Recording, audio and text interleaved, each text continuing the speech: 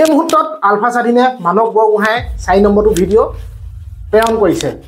এই ভিডিঅ'টোত আপোনালোকে শুনি আচৰিত হ'ব মানৱ বৰগোহাঁই ভাষ্য, কাৰণ এই ভিডিঅ'টোত কোৱা হৈছে যে যিজন সিদ্ধাৰ্থ বৰগোহাঁইৰ নাম এতিয়া ওলাই আছে, যিজন সিদ্ধাৰ্থ বৰগোহাঁইৰ মৃত্যু হৈছিলে, সেই মৃত্যু কেনেকৈ হৈছিলে সকলোখিনি কথা এই ভিডিঅ'টোত আপোনালোকে গম পাব। গতিকে আপোনালোকে প্লিজ ৰিকুৱেষ্ট কৰিছোঁ নিজৰ বুলি এটা লাইক আৰু চেনেলটোত ছাবস্ক্ৰাইব এটা মাৰি দিব। তেতিয়াহ'লে চাওক আপোনালোকৰ মনত আছে মানৱ চলিহাই মই থকা অৱস্থাত কৰা কেইটামান কুকৰ্মৰ বিষয়ে অসমবাসীক জনাব লৈছোঁ।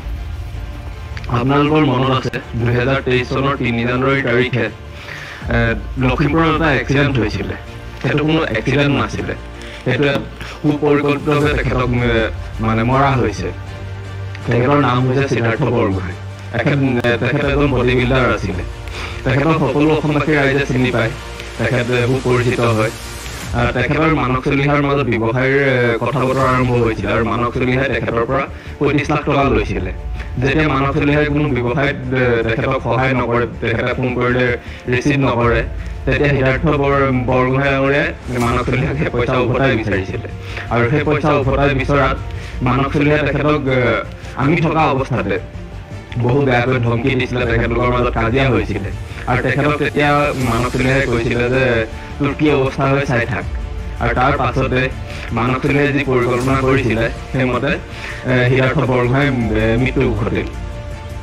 আচলতে চকুৱে যেনেদৰে ভাবিছে যে সেয়া এক দুৰ্ঘটনা, সেইটো দুৰ্ঘটনা নহয়, এটা পৰিকল্পিত মাৰ্ডাৰ। ঠিক যেনেধৰণে সিদ্ধাৰ্থ বৰগোহাঁই ডাঙৰীয়াই কৰিছিলে, ঠিক তেনেধৰণে আৰু বহুতো ল'ৰা ছোৱালী কৰিছে। কিন্তু উপযুক্ত তথ্যৰ প্ৰমাণ নথকাৰ বাবে মানুহে তেখেতৰ বিষয়ে কোনো ক'ব নোখোজে।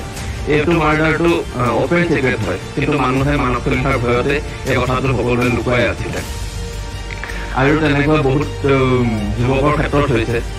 মানৱ চলিহাই ট্ৰেপ পাতে, এখন জাল পাতে, যিখন জালত আলফাৰ নামত ভুৱাকৈ একাউণ্ট খোলে।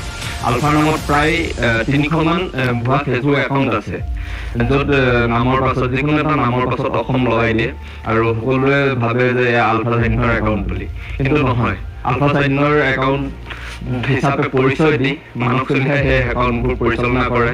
আৰু ঠিক তেনেধৰণে যেনেকৈ ল'ৰা ছোৱালীবোৰ ওলাই আহে, ল'ৰা ছোৱালীবোৰ এঠাইলৈ অহাৰ পাছত মানৱ চলিহাই আকৌ খবৰ কৰি এই ল'ৰাখিনি ধৰে। ঠিক তেনেকৈ বহুতো ল'ৰাক ধৰাইছে, গুৱাহাটীত ধৰাইছে, নেলিত ল'ৰাক ধৰাই পিনে দিছপুৰ থানাত তেওঁলোকক হাজিৰ কৰোৱাইছে। তেনেকুৱা বহুত কাম মানৱ চলিহাই কৰিছে। আৰু 2 নম্বৰতে মানৱ চলিহা কি হয়, এজন পিগী বেংক হয়। তেখেতে যেনেকৈ ধৰি লওক চাকৰি দিয়াৰ নামত বা অন্যান্য ব্যৱসায়ৰ নামত কাৰোবাৰ পৰা পইচা লয়, কিবা লয়, সেই পইচাৰ অংশীদাৰ প্ৰশাসনিক বিষয়া সকলোৱে পায়। পিগী বেংক এইটো কাৰণে কোৱা হৈছে, তেখেতে নিজে নিজক পিগী বেংক বুলি কয়। কাৰণ তেখেতে যাৰ যেতিয়া দৰকাৰ হয়, আজি কাৰোবাৰ কিবা এখন মিটিং হৈছে, কাৰোবাৰ কিবা লগা হৈছে, তেতিয়া মানৱ চলিহাই সেই সকলো বস্তুবোৰ যোগান ধৰে। আৰু মানৱ চলিহাই সেইকাৰণে তেখেতে যিমান কুকৰ্ম কৰিলেও, তেখেতে কাৰোবাৰ পৰা পইচা ল'লেও, কিবা কৰিলেও, তেখেতৰ এগেইনষ্টত যিমান কমপ্লেইন কৰিলেও সেই একো নকৰে। কাৰণ সকলো মানুহ বা একাংশ মন্ত্ৰী বিষয়াৰ পৰা লৈ একাংশ প্ৰশাসনিক বিষয়া মানৱ চলিহাৰ লগত ওতঃপ্ৰোতভাৱে জড়িত আছিল। আৰু ঠিক তেনেকৈ মানৱ চলিহাই যি ধৰণে নিজকে পৰিচয় দিয়ে যে মানৱ চলিহাই এজন অৰ্গেনিক ফাৰ্মিঙৰ ওপৰত তেখেতে কাম কৰে, প্ৰজেক্ট মেনেজাৰ হয়, তেখেতে ফাইনেন্সৰ এডভাইজাৰ হয়, মানে বেলেগ এখন ৰাজ্যৰ, কিন্তু সম্পূৰ্ণ তেখেতৰ এইবোৰ ভুৱা হয়। এইটো কাৰণে তেখেতে অৰুণাচললৈ যায় আৰু বিশেষকৈ নাগালেণ্ডলৈ যায়। এইকাৰণে যায় যে তেখেতৰ তাত কিছুমান এনেকুৱা চ'ৰ্চ আছে যে আলফাৰ সন্দৰ্ভত কিবা তেখেতে বাতৰি পায় নেকি, আলফাৰ সন্দৰ্ভত যি খবৰ উলিয়াব লাগে সেই খবৰবোৰ বিশেষকৈ উলিয়াবলৈ মানৱ চলিহাই তেনেকুৱা ঠাইলৈ যায়। তাত মানুহ মানে ফিটিং কৰি ৰাখে যে এনেকুৱা কৰিবি। আৰু সেই যেতিয়া ল'ৰা ছোৱালীবোৰ মানৱ চলিহাই নিজে কণ্টেক্ট কৰাই পিনে এটা জেগালৈ পঠিওৱাৰ পাছত সেই ল'ৰা ছোৱালীবোৰ ধৰিবৰ কাৰণে হওক বা আলফাৰ অন্যান্য কিছু তথ্যৰ কাৰণে মানৱ চলিহাই সেই নাগালেণ্ড হওক, অৰুণাচললৈ বিশেষকৈ অহা যোৱা কৰে।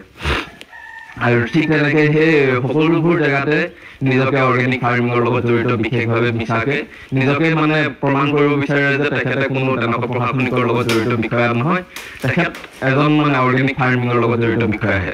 এইবোৰ সকলোবোৰ সম্পূৰ্ণ মিছা কথা। আৰু এতিয়া আপোনালোকক মই যিখিনি কথা কৈছোঁ, ল'ৰা ছোৱালী ধৰাৰ পৰা লৈ সকলোখিনি মই থকা অৱস্থাত, মই জনা অৱস্থাত সকলোখিনি হৈছে।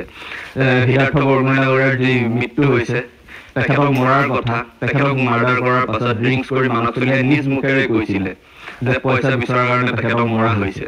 আৰু সেইটো সম্পূৰ্ণ এটা এক্সিডেণ্টৰ ৰূপ দিয়া হৈছে।